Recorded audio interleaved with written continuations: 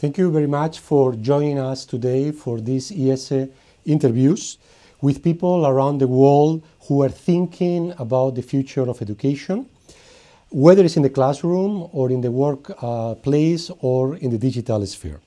Today, we're speaking with Richard Culatta of the International Society for Technology in Education. Richard has been an innovative voice in digital learning from the public and also from the private sectors. And good afternoon, Richard. Good morning for you. Thank you for joining us today.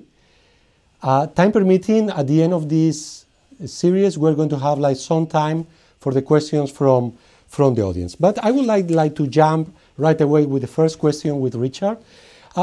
What are the specific ways technology is changing higher education today? There are a number of ways that it is changing, and then I think there are a number of ways that it should be changing higher ed that it isn't, honestly. So let me start with the ways that it is changing. One of the things that we've really seen over the last 5 years or so is increased access. The ability for students to participate online.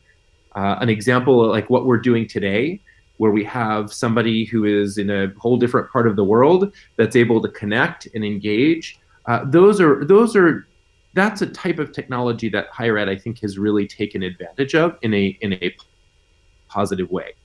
And so that's great. The area where higher ed has not taken advantage of technology as much as I think they could is using technology to really change the learning experience. So largely what we've done is we've said, here's what we provide. We provide a class, and we will use technology to allow people to connect to that class no matter where they are in the world. But the learning experience is pretty similar. I would love to see, and I think we'll have some great opportunity to see how technology can really change the learning experience. That's particularly true for classroom-based higher ed, right? Most universities that you go to, you still walk down the halls and you see people sitting in classrooms listening to lectures, which is a sign that for the most part, technology has not really made much of a change in the learning experience. Okay, so somehow listening to your first answer, it seems that we're still in year zero of how we're using technology in education, and to some extent we are replicating the analog experience in this digital world. And you say, okay, maybe technology can go a little beyond that, no? But how is different the impact of technology in different educational spheres beyond higher education? Yeah, so interestingly enough, here in the U.S., if you look at early sort of primary and secondary education, excuse me, technology is being used much more as a way to involve students in creating learning experiences. It's less about just presenting content on a screen and much more about how do you use this as a tool to design and build and problem solve. We have a lot of simulations. We have a lot of work where you're jointly writing something. Those are the types of things that we're seeing in primary and secondary that we have not really seen catch up in higher ed as much. I will say, though, you just said something really interesting. You said a lot of the technology that we're seeing is a replication of the traditional processes, but in a digital space. That's very true. And I think it's particularly true if you look at, there are these tools that we call learning management systems, right? LMSs. And there's a bunch out there, Blackboard, Canvas, but if you look at what those tools do, they systematically the classroom experience online. In tools, you have one instructor who has the admin access, and you have everybody else that are students that only have a little bit of access. And it's very locked down the same way a classroom used to be. Online space, we don't need to do that.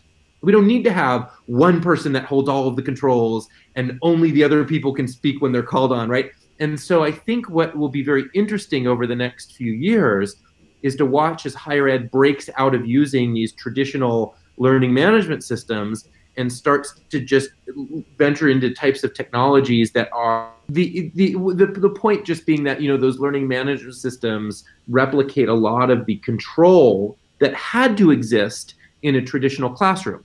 I used to be a teacher. I used to teach in higher ed. And I had to be in control. I had to, you know, only I could be talking and then ask somebody else to talk, or it would become chaos. So online, tools like, you know, Blackboard and Canvas and those other tools have replicated that. So the teacher still is very much in control. Only they can upload the content. Online space, we don't need those controls anymore. We can have tools that allow students to engage in creating the content. We can have everybody joining in, and we don't need to have such rigid roles between student and teacher. And I think it will be very exciting to see as universities start to take advantage of some of that flexibility online. Okay, but it's a reality that it's true that in order different from higher education, technology has been used for a while now in K-12 schools, etc. But do you think it's like a cultural resistance in higher education, or is an issue of like the type of teaching, the type of classroom setup, the issue that you mentioned before of the control, is cultural, or is this control concept that prevents that in higher education this transformation has not been so high as in other spheres of the education? Yeah, it's a great question. I mean, I definitely think some of it is cultural, but I think largely it is that we don't spend a lot of time in higher ed designing instruction. Time focusing on getting the right topics and looking at the research, which are very important. A lot of time thinking about how do we design an optimal learning experience. And I think often we just don't see what that, you know, what the possibilities are. So it's interesting, if you look at other industries, the way, you know, technology has made a huge impact on the way we experience other parts of our lives. So if you go to a site like Amazon for purchasing whatever you're buying, it's very different than the way it used to be, because they're using the technology to figure out what my needs are and then to present options based on my needs. So if I look at your Amazon site, if I'm on your computer and I log into Amazon, what you see will be very different from what I see, because they are optimizing the site for my needs, right? Another example are online video sites like Netflix, where they are presenting options to me based on what they know about me. And so I'm not looking through lots of material that's irrelevant. That whole concept is something that I think we could be applying much better to education. You know, personalization as an aspect, but then from your previous experience, both in the public and the private sector, do you have examples how this personalization aspect can be applied or can be illustrated in some scenarios? Yes, great question. So, interesting. We talk a lot about big data and the use of big data, but you actually don't even need that much data to be able to start to personalize learning experiences. If you look at, you know, examples like Amazon and Netflix, like I just used, they actually don't have a whole lot of data about me. We generally have way more data about our students than any of those online tools do. They just use the data much more effectively to personalize learning than we do. So I've seen some great examples, just simple things like uh, recognizing what students' interests are, and then having options, having choice for the types of activities that students participate in based on interests that they have.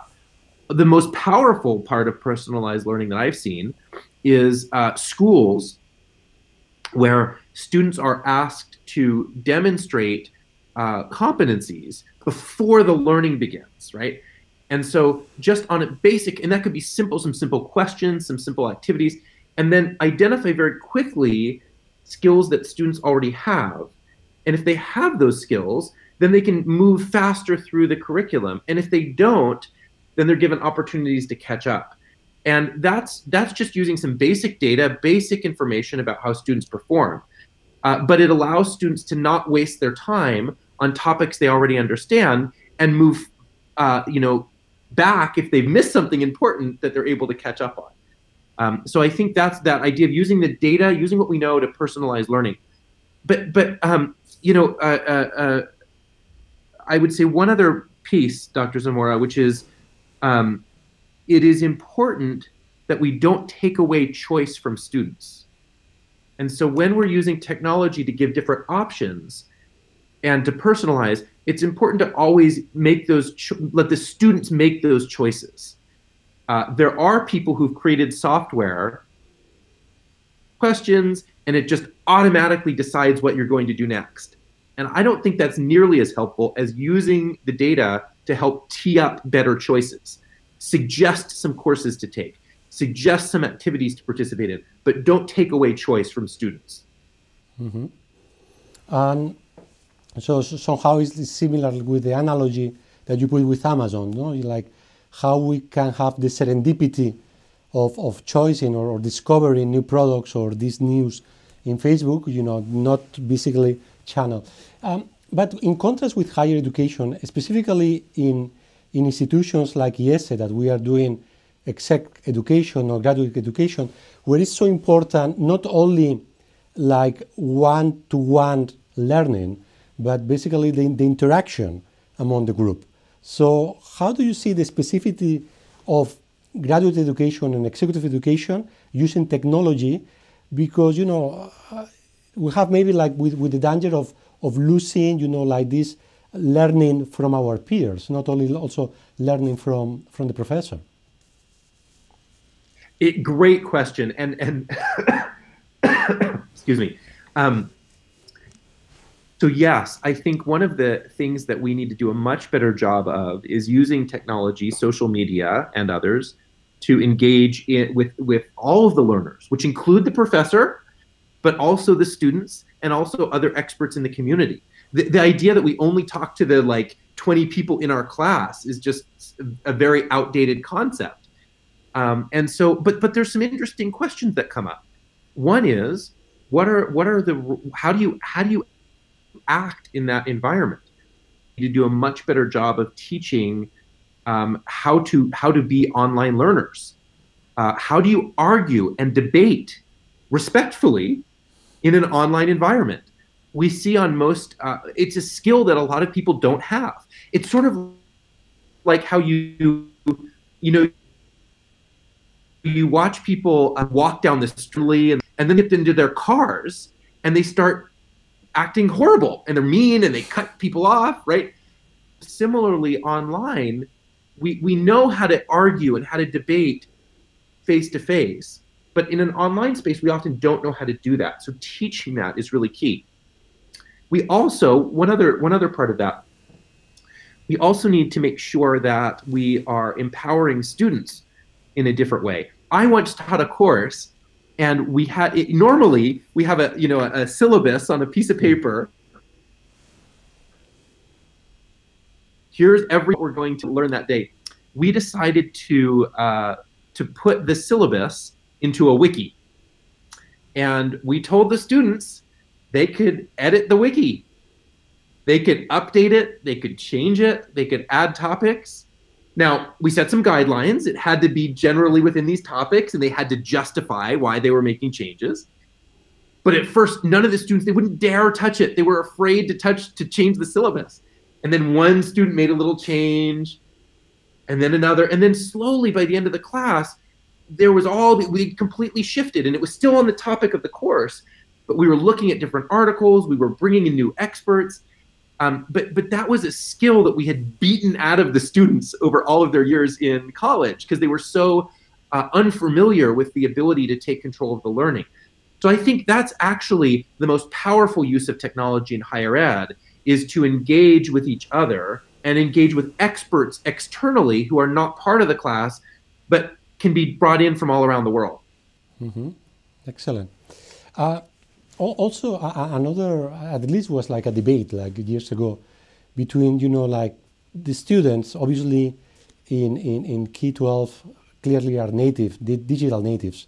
But also now, like in many of the participants in universities, even in MBAs, are digital natives. And then we have, some pilots, some initiatives in different schools to apply technology. But more often than not, we have some resistance with the older faculty to embrace this technology. What is your recommendation? What kind of like strategies we can have in order like to lower down this resistance, in order like to be sure that the people who has experience, the people who has also the knowledge, also feels comfortable with the technology? A really, really fun question, because I think we need to be spending a lot more time thinking about what you just said. So it's interesting. I don't know that the age of the faculty necessarily has to do with how well technology is used. I've seen some really, really awesome uses of technology from older faculty members. And I've seen some really terrible uses of technology from younger faculty members. And I think sort of maybe 2 points here. One is being comfortable using technology is not the same as using technology effectively for learning. Mm-hmm. And so what you see is you have often younger faculty who are very familiar with using devices and very familiar with social media, but don't know how to use it to do this sort of engagement like you were talking about, the shared collaboration or some of those approaches. And some of the older faculty may be less familiar with how to use the devices, but actually really understand how to create those interactions between students. So that's the first piece. And I believe that most universities don't spend nearly enough time helping to show faculty how to use technology effectively. But I think the other piece that I've said, you asked the question, what are some strategies to help? Using students is a very helpful strategy. At the university I used to work at, we had faculty that were some cases, very resistant to change. And if I went in and I said, well, you should be using this tool and you should be doing, this new approach, they didn't want to hear it from me because I was one of their colleagues. So what we did is we paired students up with the faculty members. And the students would go in and they would say, this is awful. What are you doing? But a student could say that, and it wouldn't, and the faculty member actually would respond better than if it was a colleague of theirs saying it. So I think we should involve students a lot more, is one example. And then the other thing is I think we need to have more examples that we see. So I love universities that have, like competitions that often will provide, a competition, maybe have some additional funding, maybe some additional support for faculty that want to try new things. And when they work, really highlight them and show what they're doing. Because I found that a lot of times in higher ed, you have really exciting things happening in a classroom with a particular faculty member, but none of the rest of the higher ed team knows about it because they aren't seeing what's happening in those classrooms. So using students and using sort of challenges and competitions, and then spotlighting the examples that work well so other faculty can see them, I think are three things that really help increase the use of technology in education. Mm-hmm. So maybe so after this conversation, we can say that education is if you want, another industry another sector under digital transformation that mainly started to be more efficient, doing whatever we were doing using the technology to have a better audience or like to reach more people. But now we're entering probably in this second phase where you mentioned two things very important: how technology can personalize, like the learning process, but at the same time how we can use in coordination with not only in the classroom with our peers and the professors, also with experts to enrich this process. But as university education is more on demand all over the world, do you fear or do you have like the sensation that maybe some countries can be laggards because of not of the access to the university, because maybe the technology is not going to be up to speed to the standards that is required? So how technology can be a new divide in this new era of digital age?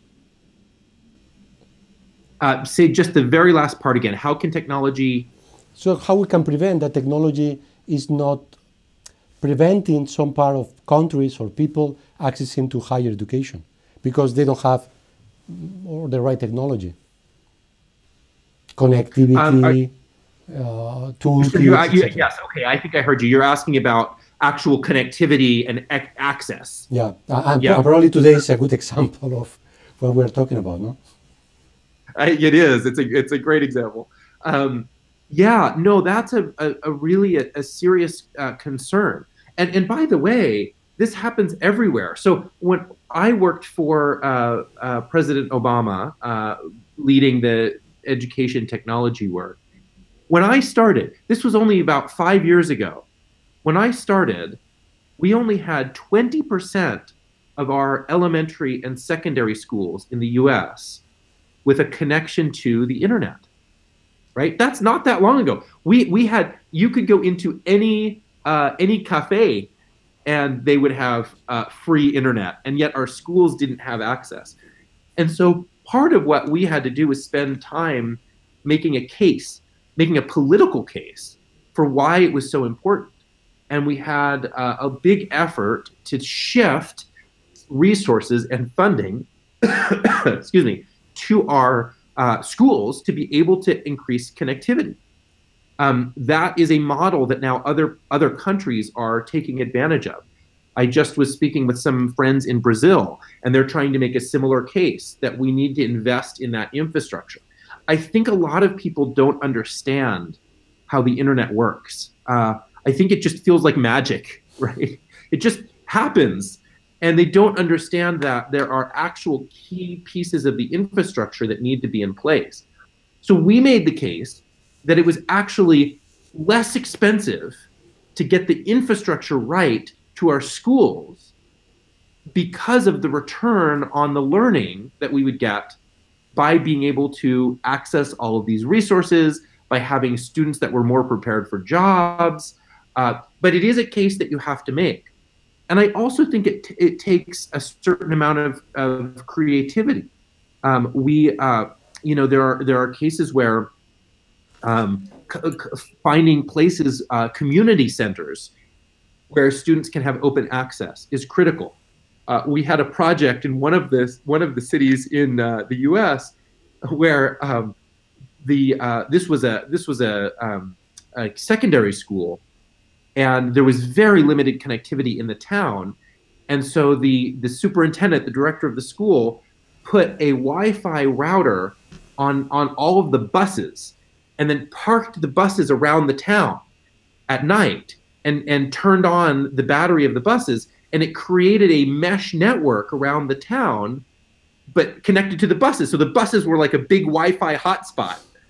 And so I think making the case for why it's so important, and then also being very creative about finding access points and making sure that people know how they can get connectivity is really, really critical if we're going to take advantage of all of the resources that are available online.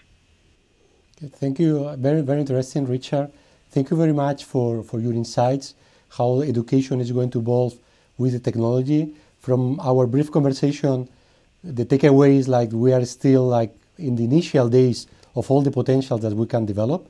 But it seems that we have very interesting times ahead of us, and how new ways of education and to reach bigger audience. So thank you also to the rest of our listeners, and we'll hope that you can join the next session, and hopefully technology that time will be more in our side. Thank you very much.